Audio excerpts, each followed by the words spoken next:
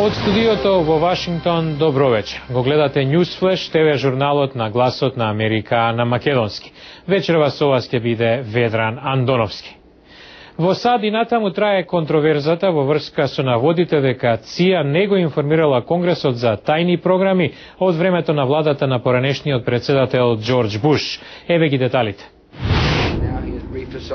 Нью Йорк Таймс во напис објавен во неделата наведува дека поранешниот подпредседател Дик Чейни и наредил на ЦИА да не дава информации за контратерористичката програма. Написот се базира на неименувани извори и нуди само општ опис на разузнавачките активности. Американскиот закон налага разузнавачките агенции да ги брифираат клучните членови на Конгресот за одредени активности. Сенаторката од Демократската партија Дајан Фајнштајн вели дека новиот директор на ЦИА Леон Панета минатиот месец ги информирал за програмата и им кажал дека Чейни наредил програмата да не се разоткрива пред Конгресот. Фајнштајн изјави дека тоа никогаш не смее да се повтори. Републиканскиот сенатор Џон Корнајн од Тексас е согласен дека Конгресот требало да биде информиран, но се спротивстави на тоа што демократите јавно го обвинуваат Чейни за ова и други нешта. Сенаторот демократ Дик Рубин побара истрага за случајот.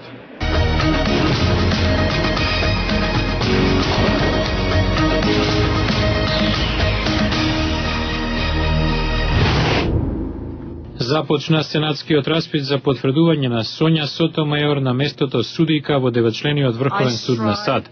Доколку биде потврдена, 55-годишната њујоркчанка ќе биде прв судија од латиноамериканско потекло во Врховниот суд и трета жена која служила во него. Таа ќе го замени судијата Дейвид Саутер кој заминува во пензија.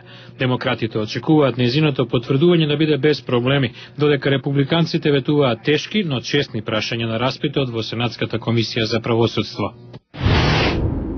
Американскиот председател Барак Обама нареди истрага по извештаите дека американски сојузници се одговорни за смртта на до 2000 притвореници, припадници на Талебан во Авганистан. Во интервју за CNN, Обама рече дека побарал од тимот за национална безбедност да ги утврди фактите и дека потоа ќе биде донесена одлука како да се постапи понатаму.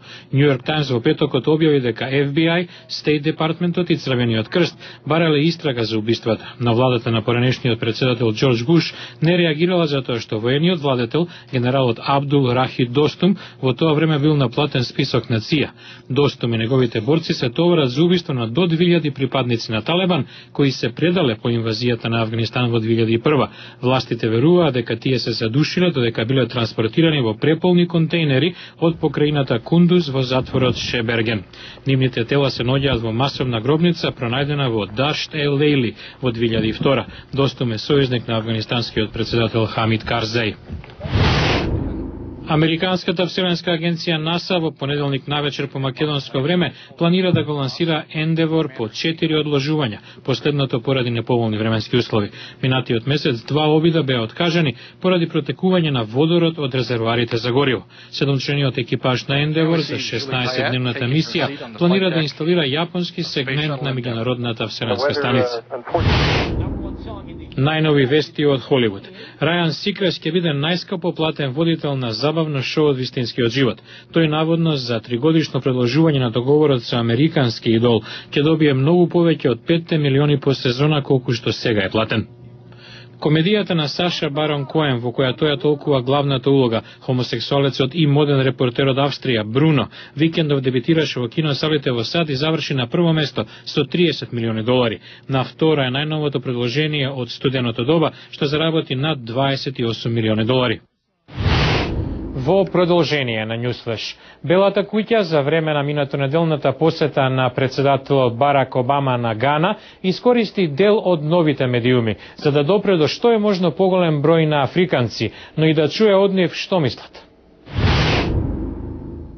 Мејкон Филипс, директор за нови медиуми во Белата куќа, вели дека дури и во Гана интернет мрежите за дружење како Facebook и Twitter се популарни. Така што Белата куќа ја искористи посетата председателот да одговара на прашања поставени преку нив. Филипс подлекува дека Белата куќа сака да ги чуе мислењата на луѓето во странство за Соединетите Американски држави. I think that it's less about Не толку да се рекламира председателот на позитивен начин, колку да имаме диалог и вистински контакт со луѓето, што порано не било случај. Ова не е по прв пат Белата куќа да ги користи така наречените нови медиуми. Говорот на Обама во Каиро минатиот месец го преведе на 13 јазици и покрај својата интернет страница го стави на YouTube. Филипс наведува дека како одговорен за нови медиуми во Белата куќа морал да научи како различните култури добиваат информации. Има голема разлика како луѓето ширум светот користат информации. Она што е популарно во Азија, на пример, е различно од она во САД, Африка или Европа. Има толку многу разновидност. Многу интересно колку луѓето во Африка се навикнати да го употребуваат телефонот за информации. Филипс објаснува дека во Африка може да испратите пораки до специјалните броеви на нивните телефони, наречени кратки кодови. Ако сте во Африка и сакате да испратите порака до председателот, да му пратите прашање, да му посакате добре дојде или пак да испратите коментар, например ако сте во Гана, тоа може да го сторите со јавување на краткиот код 1731. Без разлика дали се работи за пофалби или поплаки. Филипс повлекува дека реакцијата на луѓето од други земји може да му помогне да ја образува својата надворешна политика. Тоа беше се за ова издание. Го гледавте Newsflash, ТВ журналот на Гласот на Америка на македонски. Вечерва со вас беше Ведран Андоновски. За повеќе информации појдете на нашата интернет страница glasnaamerika.com. Ви благодарам на вниманието и пријатна вечер.